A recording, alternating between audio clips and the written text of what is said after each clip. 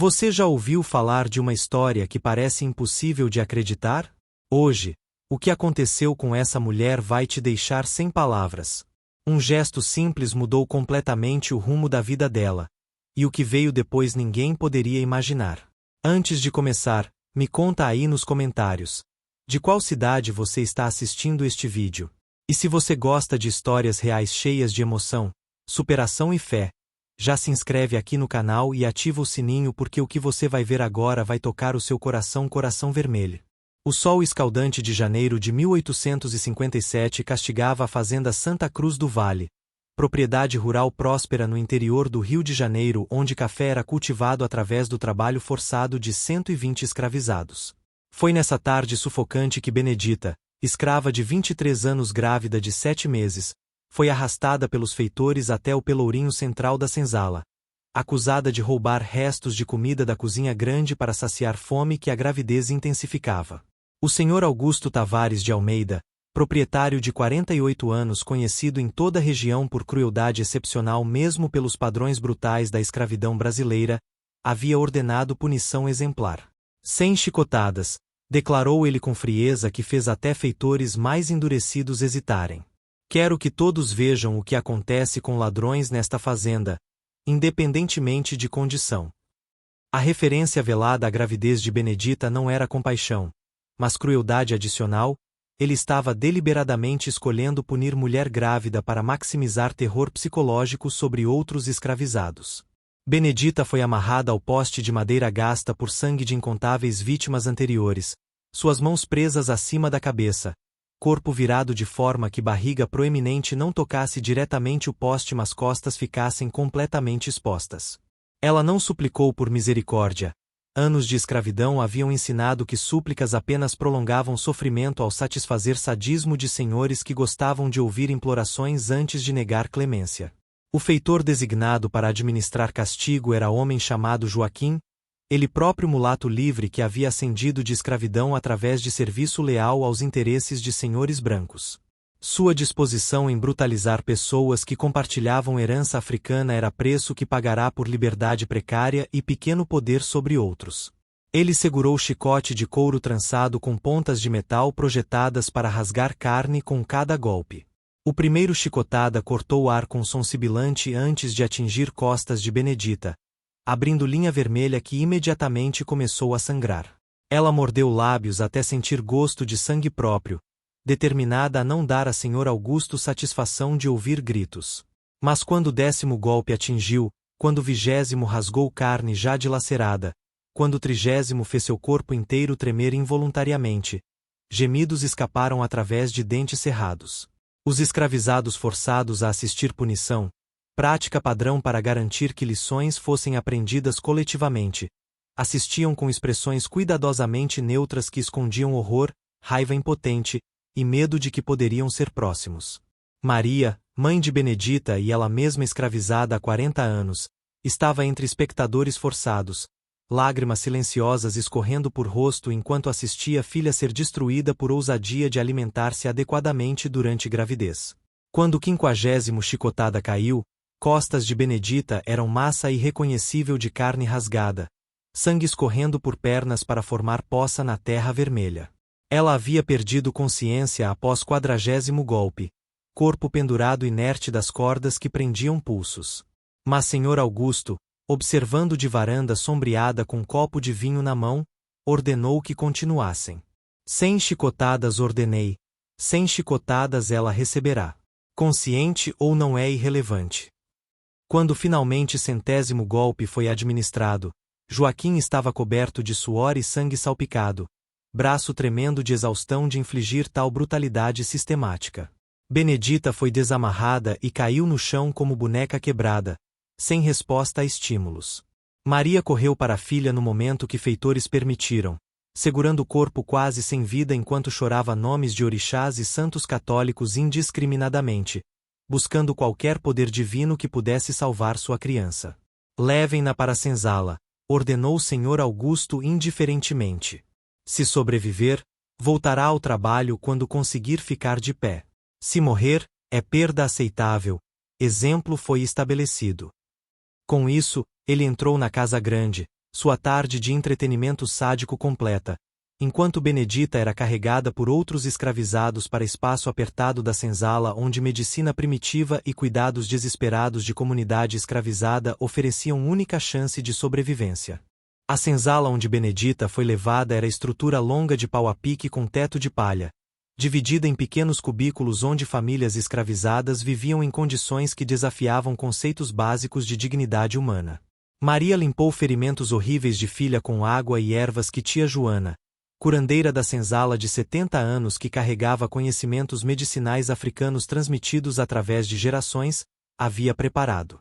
Infecção é maior perigo agora, murmurou tia Joana, suas mãos experientes aplicando cataplasmas de ervas em costas dilaceradas de Benedita.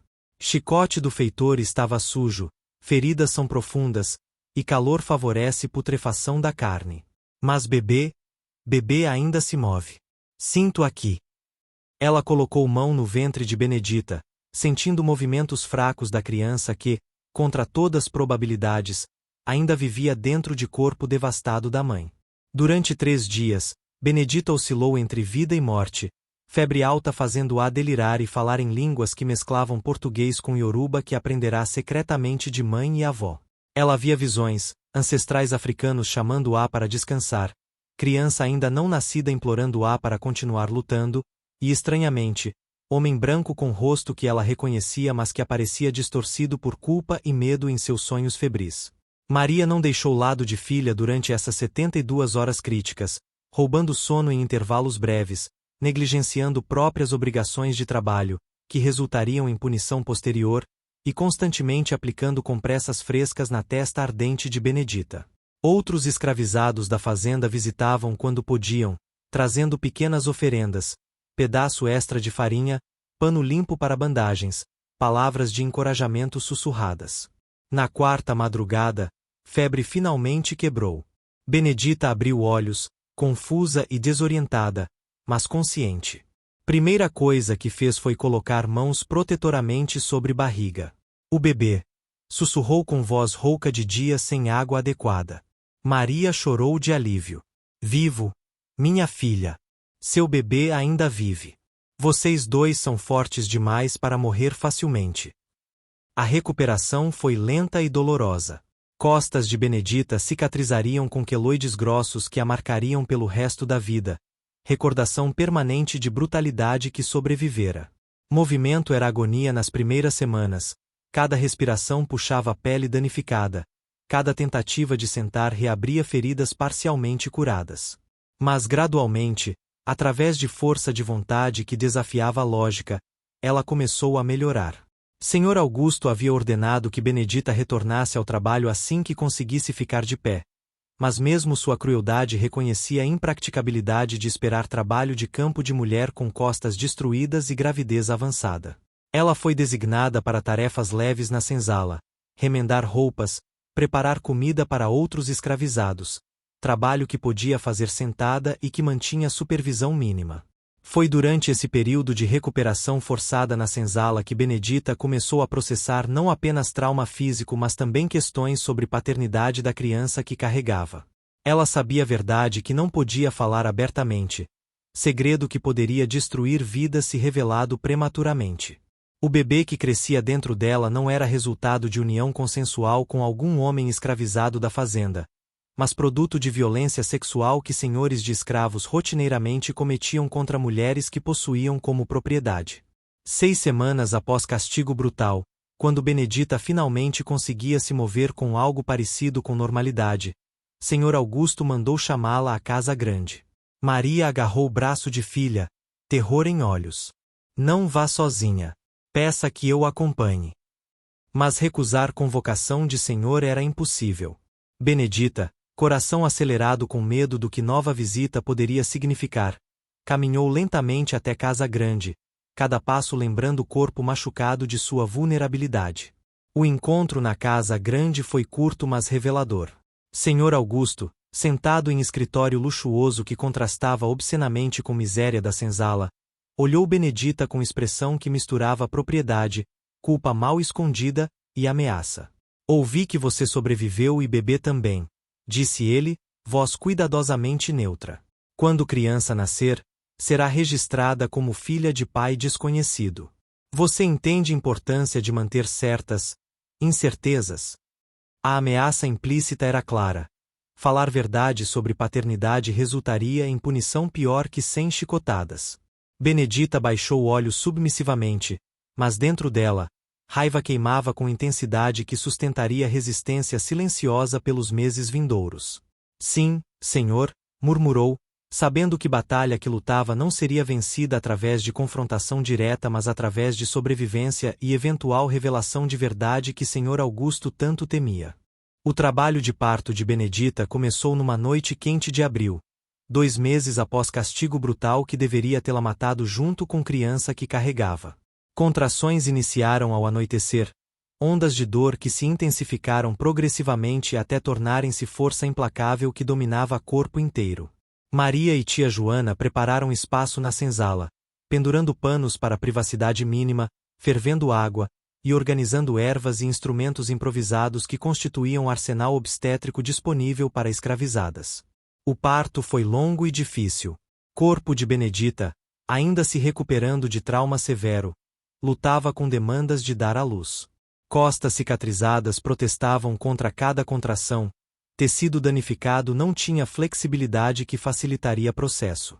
Por 8 horas ela trabalhou, suor misturando com lágrimas, mordendo o pano para não gritar alto demais e atrair atenção indesejada de feitores que poderiam usar momento de vulnerabilidade para crueldade adicional. Já vejo cabeça, anunciou tia Joana após 8ª hora, voz carregando alívio e encorajamento. Mais um empurrão forte. Menina. Você consegue. Pense em tudo que sobreviveu para chegar aqui. Não desista agora.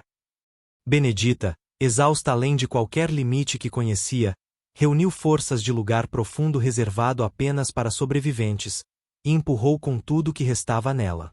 O bebê emergiu num grito agudo que anunciou entrada no mundo brutal da escravidão brasileira de 1857. Tia Joana pegou criança, limpou fluidos, e começou o processo de cortar cordão umbilical. Foi então, à luz fraca de lamparina, que ela viu e compreendeu imediatamente o significado do que estava olhando. Sua mão congelou por momento, olhos arregalados fixos no recém-nascido, antes de rapidamente envolver bebê em pano e entregar a Benedita. Menina, disse tia Joana, voz estranhamente controlada que escondia choque que sentia. Você tem menina saudável e forte. Benedita, exausta mas aliviada, tomou o bebê em braços pela primeira vez, olhando para a face pequena e perfeita de sua filha. E lá, óbvio para qualquer olho treinado, estava a verdade que senhor Augusto havia desesperadamente esperado permanecer oculta. A bebê era inequivocamente mestiça, mas não qualquer mistura comum. Sua pele era clara demais para a filha de 2 pessoas escravizadas. Características faciais combinavam traços africanos de Benedita com características distintivamente europeias que não podiam ser atribuídas a nenhum homem escravizado da fazenda. Mais revelador, menina tinha marca de nascença específica na têmpora direita, exata forma e localização da marca que senhor Augusto carregava e que era característica conhecida de família Tavares de Almeida através de gerações. Maria, olhando por sobre ombro de filha para a face de neta, prendeu respiração ao reconhecer implicações.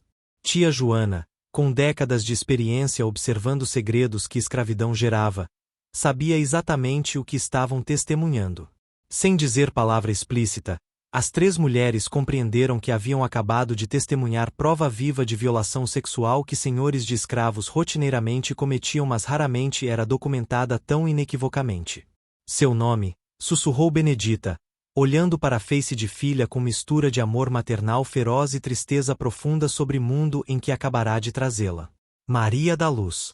Porque mesmo em escuridão mais profunda, luz sempre revela a verdade eventualmente. O nome era ato de resistência sutil, promessa de que segredo que senhor Augusto queria enterrar eventualmente seria exposto pela própria existência desta criança. Notícia de nascimento alcançou Casa Grande antes do amanhecer. Rede de comunicação entre escravizados era eficiente mesmo sem tecnologia moderna. Senhora Helena, esposa de Augusto e mulher de 42 anos que havia tolerado infidelidades notórias de marido por 20 anos, pediu para ver bebê.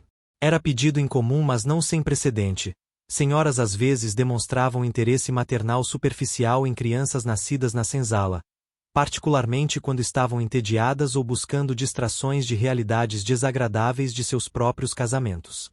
Quando Benedita foi levada à casa grande na manhã seguinte, ainda sangrando e exausta de parto, carregando Maria da Luz envolta em pano grosso, Senhora Helena estava esperando em sala de costura. Deixe-me ver, criança, disse ela, estendendo braços de forma que não admitia recusa.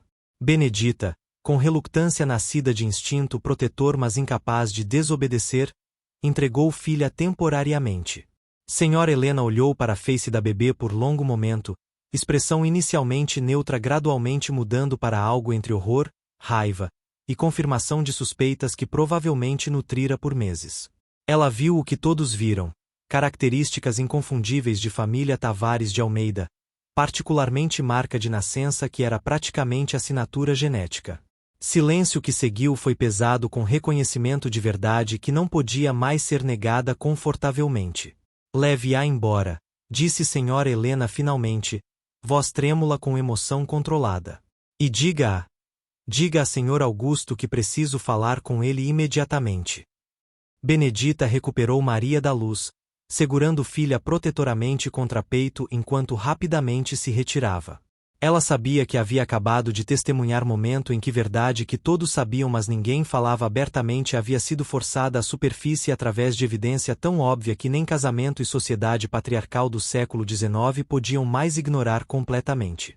A revelação sobre paternidade de Maria da Luz não permaneceu confinada às paredes da casa grande por muito tempo. Em fazendas de café do Brasil imperial, onde escravizados e senhores viviam em proximidade claustrofóbica apesar de abismo social que os separava, segredos eram mercadoria rara. Dentro de 48 horas, toda a fazenda Santa Cruz do Vale sabia a verdade sobre recém-nascida, e dentro de uma semana, escândalo havia alcançado cidade próxima de Valença através de redes de fofoca que conectavam propriedades rurais a centros urbanos. O que tornava caso particularmente chocante não era o fato de senhor ter violado escrava, realidade deplorável mas comum da escravidão brasileira, mas timing e circunstâncias específicas. Augusto havia ordenado 100 chicotadas em Benedita quando ela já estava visivelmente grávida, criança que carregava sendo sua própria filha biológica. Ele havia deliberadamente arriscado morte de própria descendência por raiva sobre roubo trivial de comida. Essa combinação de crueldade paternal e hipocrisia moral era escandalosa mesmo pelos padrões brutais de sociedade escravocrata. Senhora Helena, confrontada com evidência inegável de infidelidade mais recente de marido, reagiu de forma que surpreendeu tanto família quanto comunidade mais ampla. Em vez de manter silêncio digno que sociedade esperava de esposas traídas, ela começou campanha sussurrada mas determinada de exposição pública. Visitando vizinhas durante chás da tarde, ela mencionava a tragédia de certas crianças nascidas em senzalas que carregam marcas inconfundíveis de famílias respeitáveis, comentários velados mas suficientemente específicos para garantir que todos compreendessem referência. Meu marido ordenou 100 chicotadas em mulher carregando própria filha, ela confessou para a prima durante visita particularmente emocional. Que tipo de monstro faz isso? E então tem audácia de exigir que eu ignore evidência óbvia quando criança nasce com marca de nascença que está em família Tavares há gerações. A prima, chocada pela honestidade incomum mas também intrigada por escândalo, garantiu que história se espalhasse através de círculos sociais de elite rural. Augusto, percebendo que situação estava escapando de controle, tentou estratégia de negação agressiva. Ele alegou que marca de nascença era coincidência comum, que a aparência mestiça da criança podia ser explicada por ancestralidade misturada de Benedita que ele não conhecia detalhes, e que acusações eram baseadas em fofoca maliciosa de escravizados ressentidos e esposa histérica. Mulheres escravas mentem sobre paternidade para ganhar tratamento especial, argumentou ele para outros fazendeiros durante reunião social. Não vou ser chantageado por alegações sem base. Mas defesa fraca de Augusto era minada por dois fatores cruciais. Primeiro, Benedita nunca pediu tratamento especial nem fez alegações públicas. Verdade havia emergido através de evidência física impossível de esconder, não através de acusações que ela fizera. Segundo, Outros fazendeiros na região conheciam Augusto há décadas e sabiam de seus hábitos com escravas. Vários tinham filhos mestiços próprios em senzalas, mas nenhum havia sido estúpido ou cruel o suficiente para punir brutalmente mulher grávida com própria criança.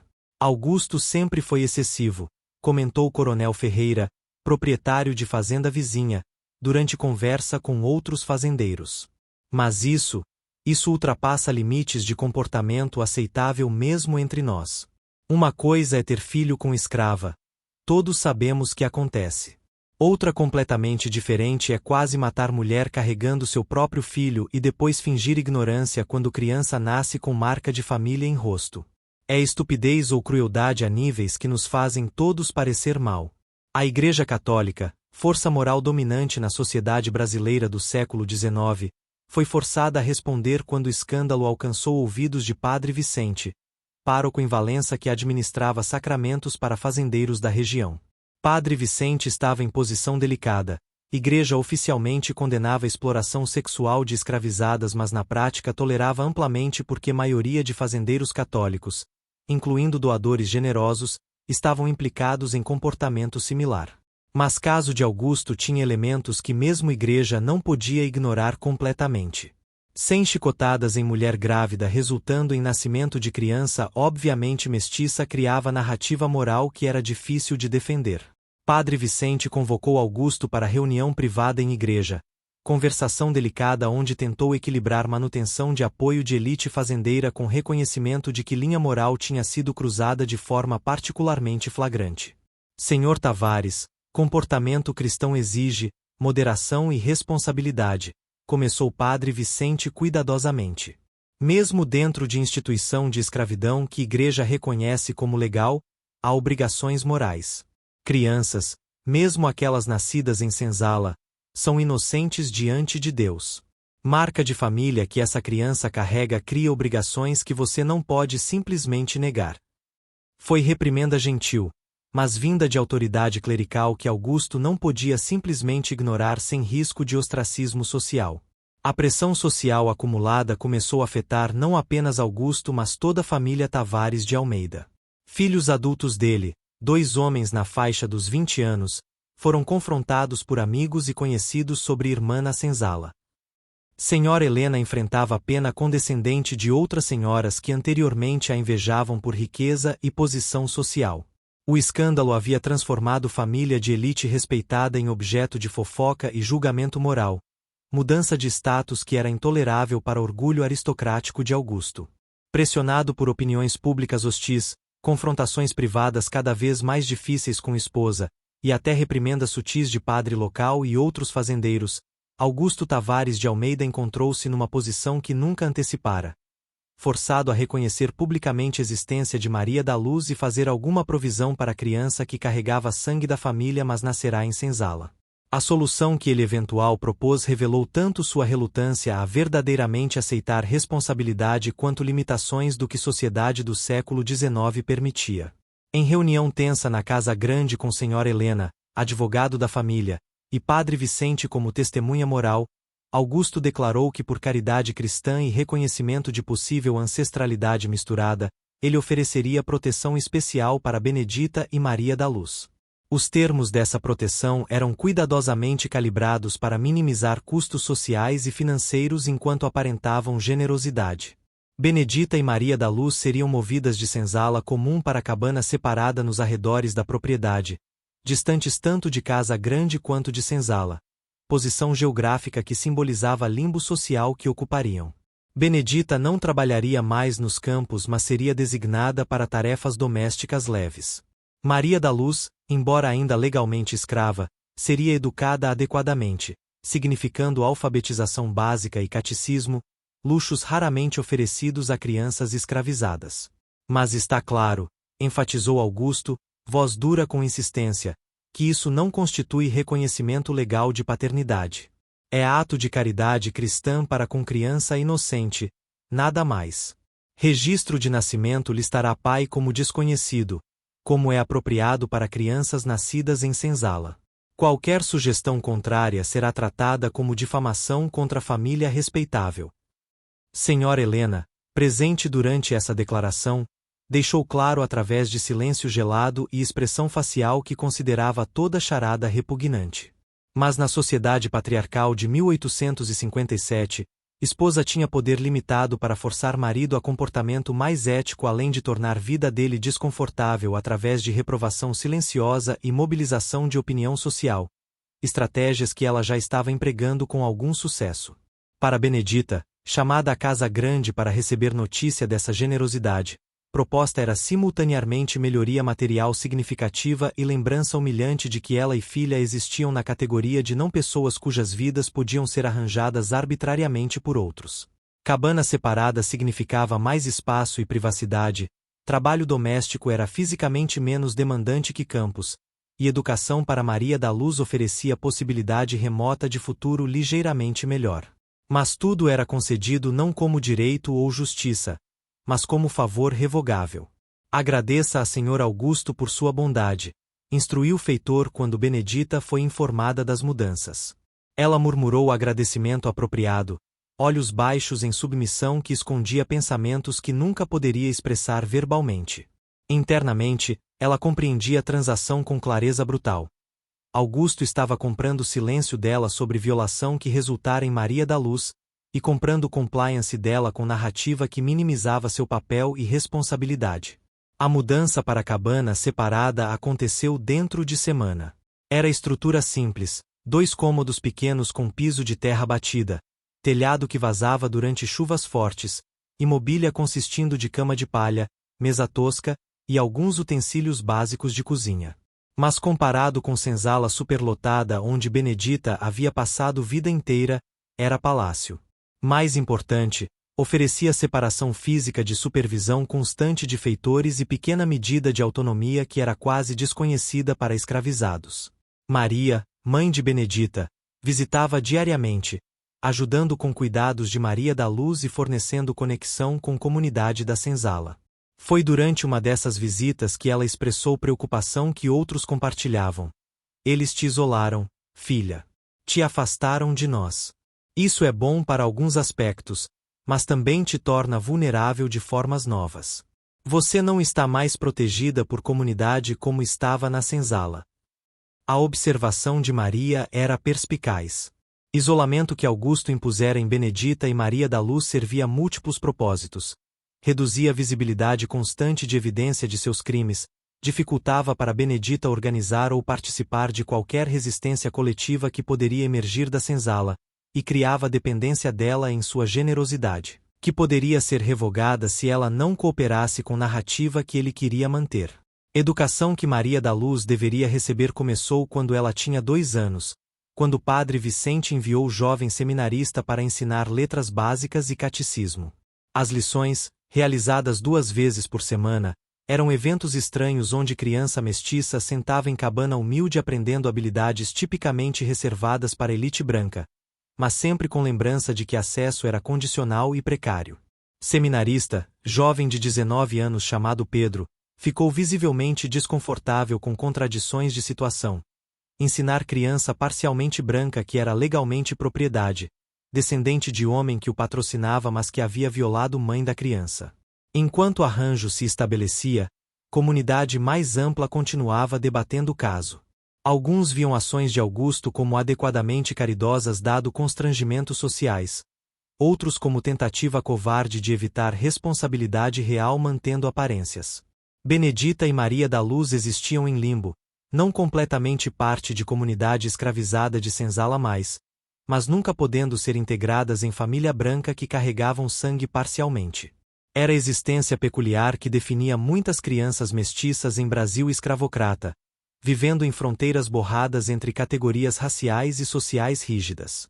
Os anos passaram com lentidão peculiar de vida rural no Brasil imperial, mas Maria da Luz cresceu rapidamente, transformando-se de bebê em criança curiosa que navegava complexidades impossíveis de sua posição na sociedade escravocrata. Aos 7 anos, ela demonstrava inteligência que ia muito além das lições básicas que Padre Vicente mandava ensinar, fazendo perguntas que desconfortavam adultos ao seu redor e revelavam compreensão precoce de contradições de sua existência. Mamãe, por que minha pele é diferente da sua? Perguntou ela aos 5 anos, com inocência de criança ainda não totalmente consciente de significados raciais carregados pela pigmentação. Benedita, preparada para essa pergunta inevitável mas ainda não pronta para explicações completas, respondeu cuidadosamente: pessoas vêm em muitas cores, filha. Você é especial, com pele que mostra a ancestralidade misturada. Algum dia, quando for mais velha, contarei história completa. Mas segredos eram difíceis de manter em ambiente onde todos sabiam verdade mas fingiam ignorância por conveniência social. Outras crianças na senzala, ouvindo conversas adultas e reproduzindo crueldades que aprendiam de mundo ao redor, ocasionalmente chamavam Maria da Luz de filha do Senhor ou perguntavam por que ela recebia privilégios que eles não tinham. Essas interações dolorosas forçaram Benedita a ter conversas que nenhuma mãe deveria precisar ter com criança tão jovem sobre violação, poder e injustiças sistêmicas de escravidão. A educação de Maria da Luz progrediu além do que Augusto originalmente pretendera.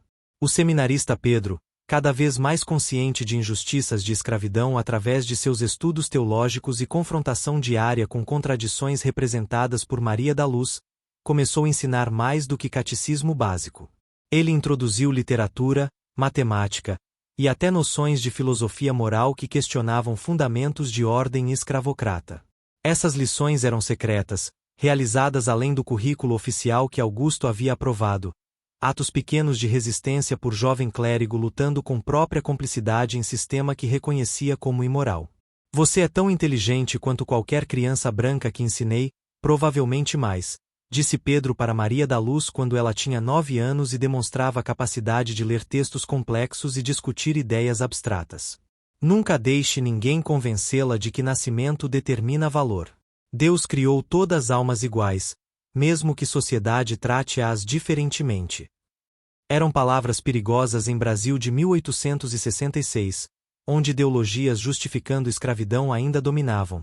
Mas Pedro sentia obrigação moral de plantar sementes de pensamento que poderiam, eventualmente, contribuir para desmantelamento de sistema brutal. Enquanto isso, Augusto havia envelhecido visivelmente, peso de escândalo e culpa manifestando-se em saúde deteriorada. Aos 57 anos, ele sofria de gota, pressão alta, e bebida excessiva que usava para adormecer consciência que raramente admitia ter. Senhora Helena havia se tornado figura amargurada que mantinha aparências sociais mas vivia separação emocional completa de marido. Filhos adultos de Augusto raramente visitavam, constrangidos por legado manchado de pai e existência de meia-irmã que viviam na cabana nos arredores da propriedade. Maria da Luz, aos 10 anos, tinha consciência aguda de sua posição ambígua. Ela observava a casa grande de distância, sabendo que o homem que vivia lá era seu pai biológico mas que ele nunca a reconheceria publicamente. Ela via meios irmãos brancos durante ocasionais visitas deles e notava semelhanças físicas que confirmavam parentesco que todos negavam.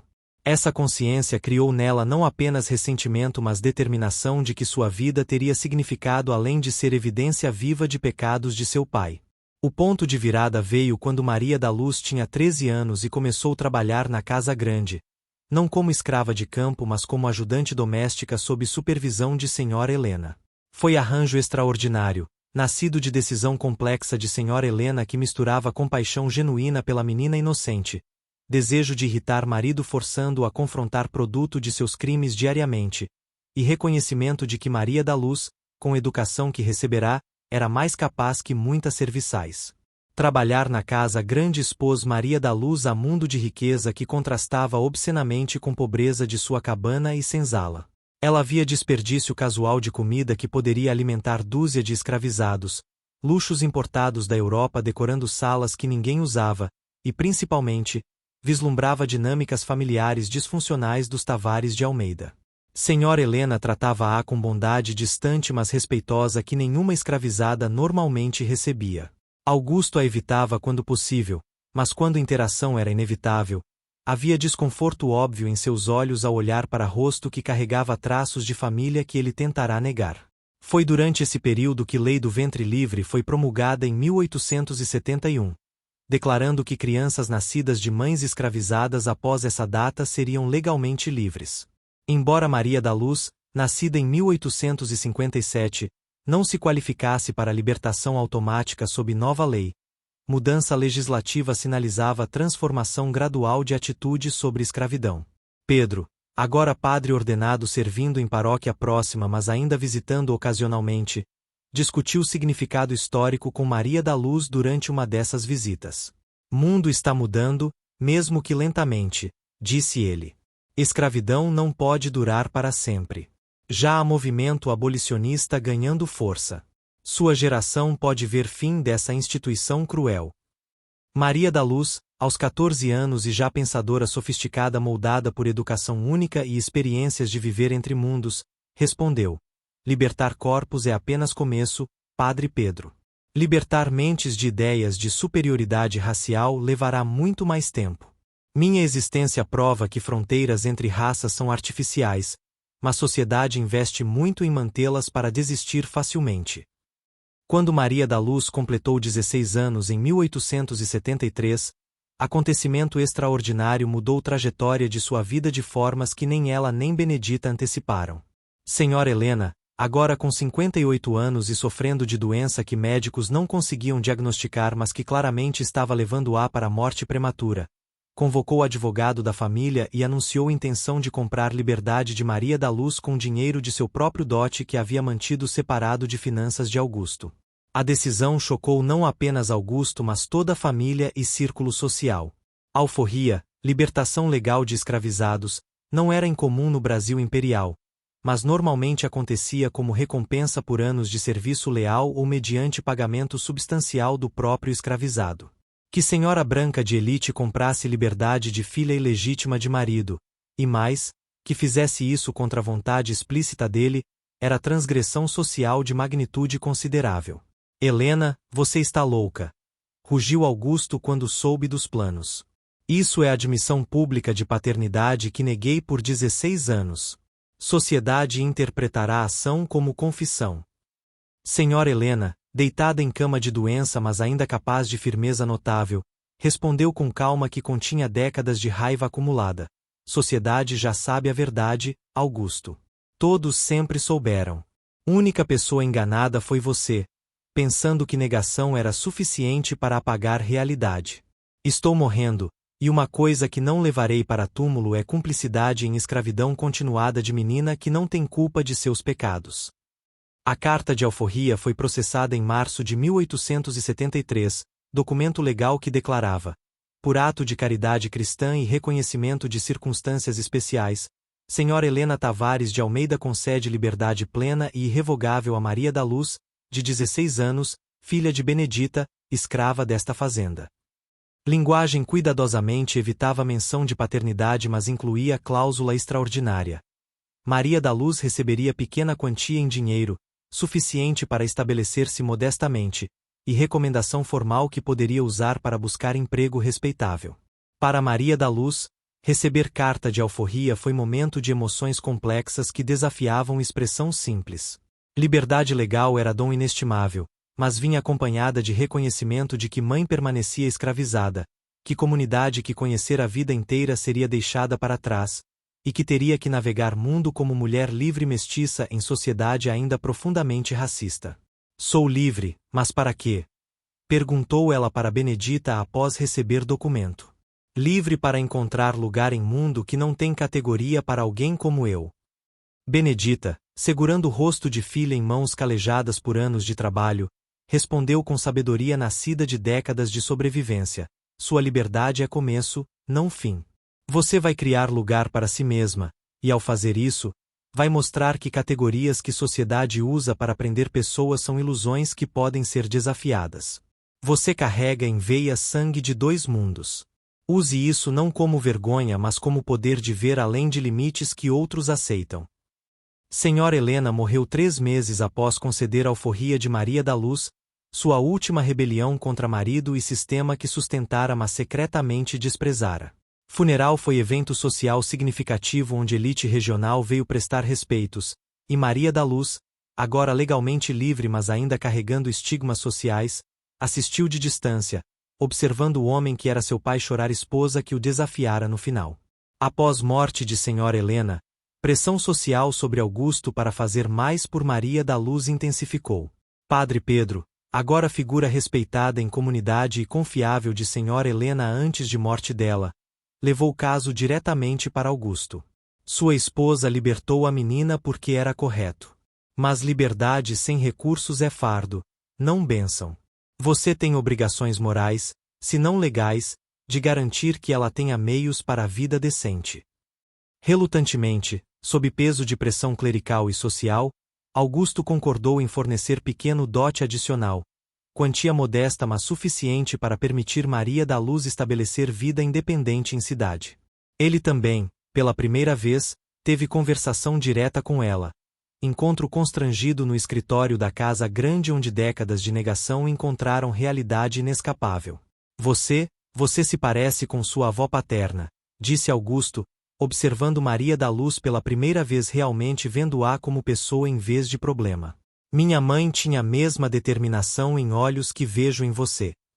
Foi mais próximo que ele chegaria de reconhecimento de paternidade, mas para Maria da Luz, mesmo esse reconhecimento oblíquo tinha peso depois de anos de negação.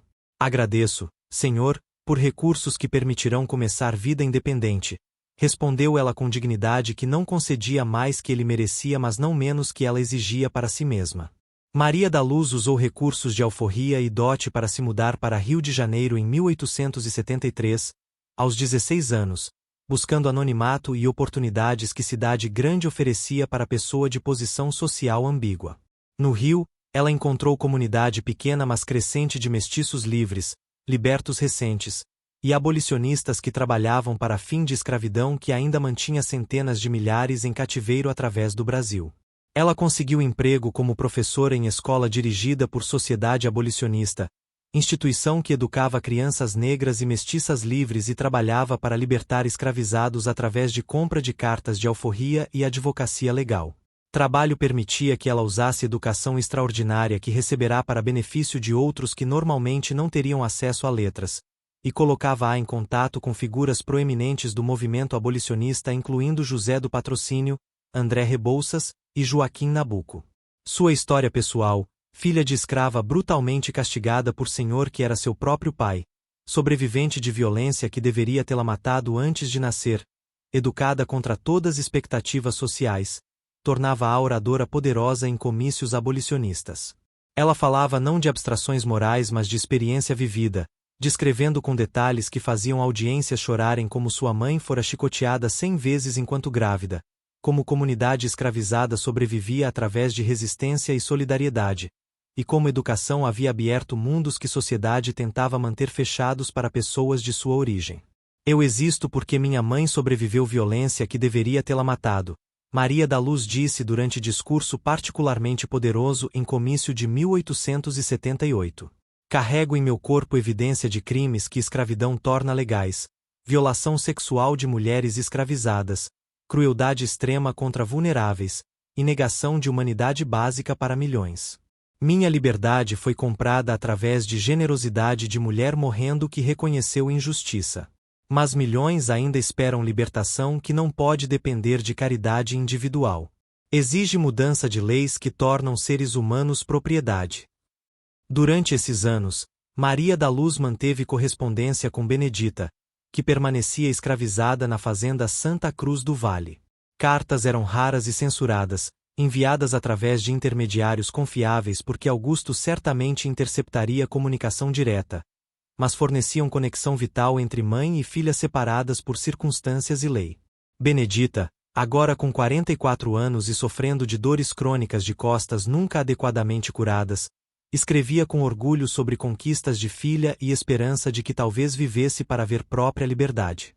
A Lei do Sexagenário de 1885, libertando escravizados com mais de 60 anos, e Lei Áurea de 1888, finalmente abolindo escravidão completamente, foram triunfos que Maria da Luz celebrou com emoção profunda.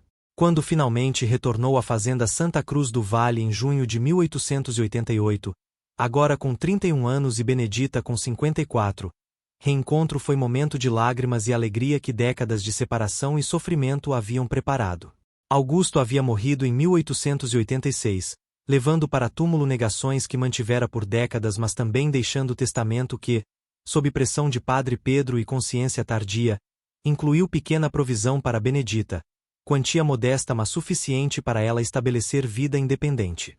Filhos adultos de Augusto, agora administrando propriedade decadente enquanto a economia de café entrava em crise após a abolição, trataram Maria da Luz com respeito desconfortável quando ela apareceu para buscar mãe.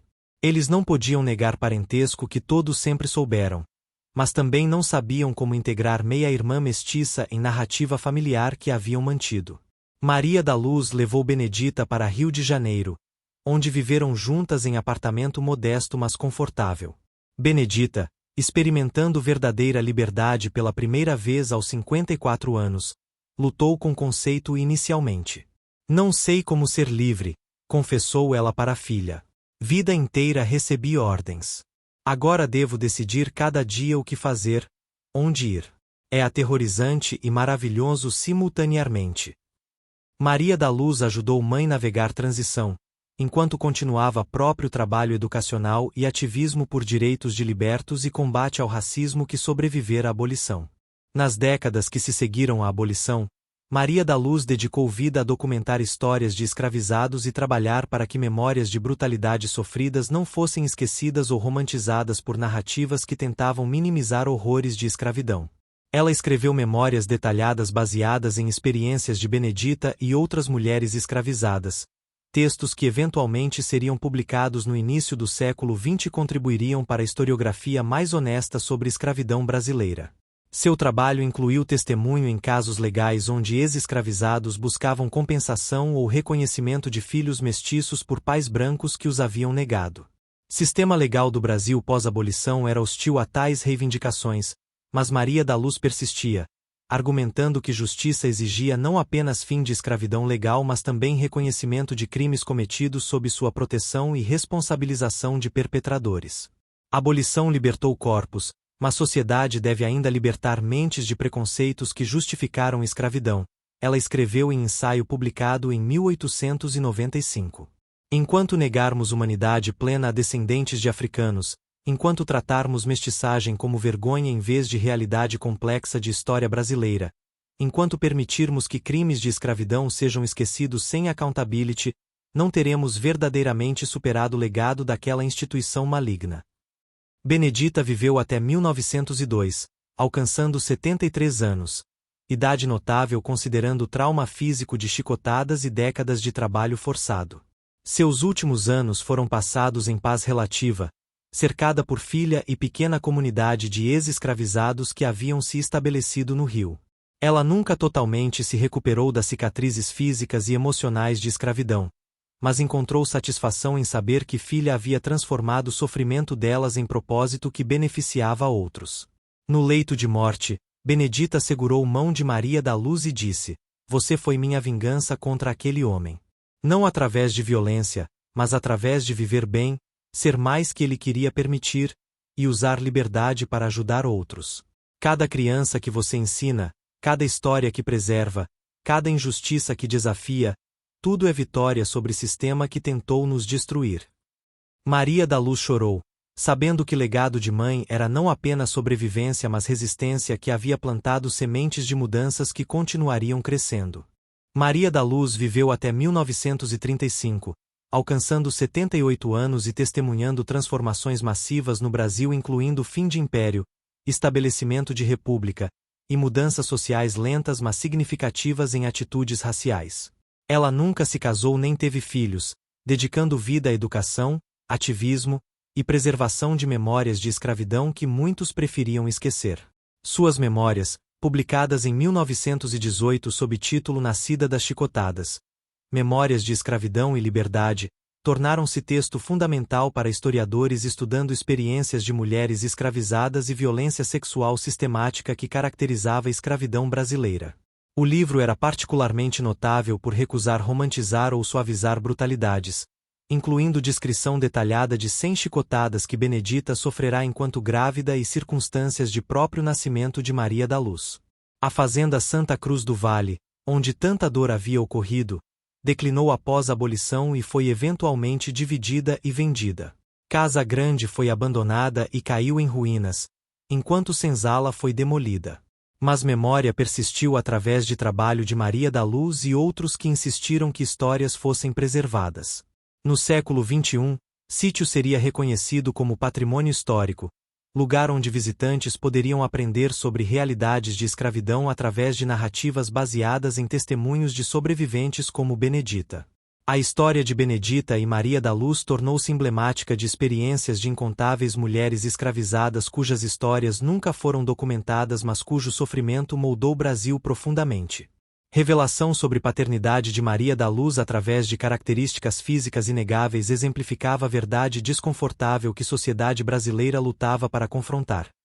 Mestiçagem extensiva não foi resultado de mistura harmoniosa de raças mas produto de violência sexual sistemática e exploração de mulheres escravizadas por senhores que as possuíam legalmente. Para historiadores contemporâneos, caso oferece insights sobre complexidades de relações raciais no Brasil escravocrata, demonstrando como categorias rígidas eram mantidas ideologicamente mesmo quando realidade biológica as desmentisse. Também ilustra a resiliência extraordinária de mulheres escravizadas que sobreviveram traumas que deveriam tê-las destruído e transmitiram força para gerações futuras. O legado final de Maria da Luz foi filosofia de resistência que articulou claramente em seus últimos escritos. Sobreviver à escravidão foi ato de resistência. Prosperar após a abolição foi ato de resistência. Insistir que histórias sejam contadas honestamente é ato de resistência. E garantir que gerações futuras aprendam verdades desconfortáveis sobre passado para não repeti-las é ato supremo de resistência. Minha vida, nascida de violência mas dedicada à justiça, é testamento de que mesmo sistemas mais opressivos não podem completamente esmagar espírito humano que insiste em dignidade, verdade e liberdade.